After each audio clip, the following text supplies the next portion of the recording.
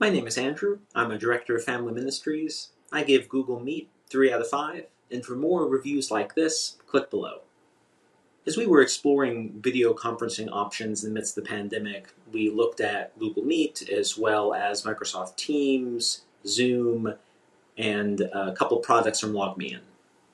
The reason we wound up going with Google Meet, at least initially, was because we were a Google environment. It was easy for our users to just join a meeting. It integrated well with Gmail and with documents that lived in Google Docs or Google Drive.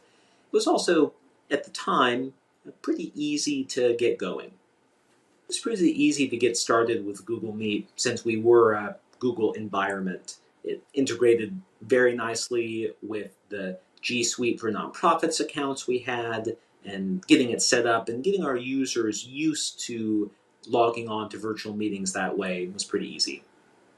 If you're thinking about using Google Meet, one important thing to take into account is what kind of audience, who are the users who are going to be using Google Meet. In our experience, Google Meet worked well for kind of internal meetings where all the folks were part of our organization or partners that we worked with closely.